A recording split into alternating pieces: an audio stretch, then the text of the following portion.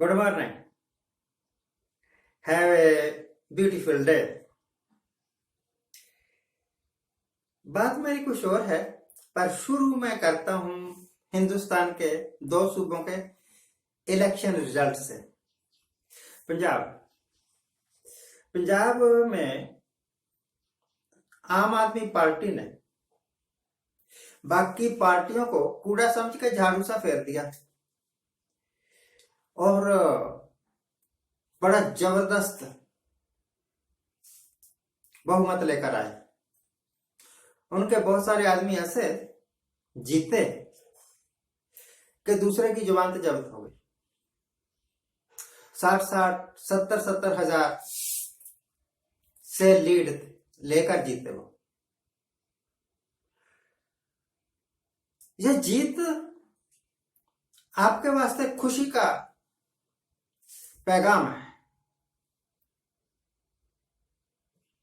आप खुश हो सकते हैं कि आपने जो चाहा था वो कर लिया, जीत गए, पर यह जीत कोई मायने नहीं रखती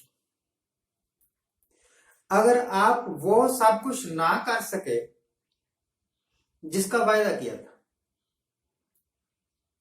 यूपी में बीजेपी वाले जीत गए, जोगी साहब जीत गए। बीजेपी वालों के बारे में तो ये मशहूर हो चुका है कि जो कुछ वो कहते हैं करते नहीं। एग्जाम्पल आपके सामने है। मोदी साहब ने कहा था कि मुझे एक बार प्राइम मिनिस्टर बना दो, हर साल 2 करोड़ नौकरियां दूंगा, और जो भले लोग ने जो पहली नौकरियां लगी हुई थी लोगों की वो भी खत्म करवा दी। पॉलिसी जैसी चली ना, पॉलिसी आपकी पॉलिसी डिफेक्टिव है, आपकी पॉलिसी गलत है, तो रोजगार कहां से पैदा होगा, बेरोजगारी कहां खत्म होगी। जब कोई सरकार पूंजीपतियों की पिट्ठू बन के काम करे तब उससे यह सोचना कि ये गरीबों के वास्ते, आम जनता के वास्ते कुछ कर देंगे, ये तो महान बेवकूफी होगी। खैर जीत तो जीत है, जीत गए। कुल सीटों का 68% सीटें जीते हैं ये जोगी साहब, और कुल सीटों का 79%, 78 और 79 के बीच फ्लक्चुएट कर रहा है। आम आदमी पार्टी वाले पंजाब में जीते हैं। दोस्तों, ये जीत कोई जीत नहीं है। मुझे एक आदमी की स्टोरी याद आ गई, कुदरती आ गई याद। पाकिस्तान में क्रिश्चियंस के वास्ते एक सीट अलाउ की वहां के पार्लियामेंट ने, और उसमें एक खुंद की पॉइंट यह रख दिया कि ये जो एक सीट है ना, हमारे यहाँ एक एमएलए की या एक एमपी की सीट के वास्ते कुछ एरिया रिजर्व होता है कि इस एरिया से सारी वोटें इसको डलेंगी, ये इस एरिया का रिप्रेजेंटेटिव है। तो जो क्रिश्चियंस के वास्ते एक सीट पाकिस्तान के पार्लियामेंट ने रिजर्व की ना, उसकी सिलेक्शन का मुद्दा यह था कि कोई एरिया नहीं था कि इस एरिया में से वोटें पड़ेगी और ये आदमी सिलेक्ट होगा। इलेक्शन एक सीट का और वोटर पूरे पाकिस्तान के। 4 सूबे पाकिस्तान में, 4 सूबे और एक यूनियन टेरिटरी। अब आप कल्पना कीजिए कि आज से 30 साल पहले कोई आदमी इलेक्शन लड़ने के वास्ते तैयार हुआ कि मैं लड़ूंगा इलेक्शन, और मेरा इलेक्शन का जो फील्ड है वो पूरा पाकिस्तान है, 4 सूबे और एक यूनियन टेरिटरी। उस वक्त ना तो प्राइवेट चैनल्स होते थे, ना उस वक्त पाकिस्तान में बहुत ज्यादा अखबारें थे, मैगजीन थे। सिर्फ एक ही चैनल हुआ करता था, पीटीवी, और वो किसी प्राइवेट आदमी को घुसने नहीं देता था कि वहां जाके अपना प्रोग्राम कर ले, अपील कर ले वोटों के वास्ते कि भैया मैं खड़ा हूं, मुझे वोटें डाल दो। ऐसे टीडीएस हालात में जबकि जूलियस साले के पास पैसे भी नहीं थे,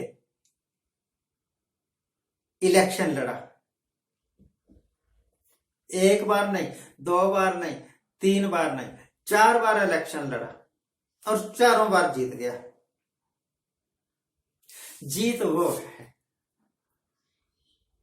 एक आदमी, एक कैंडिडेट तो कई खड़े हुए होंगे, परंतु सीट एक है।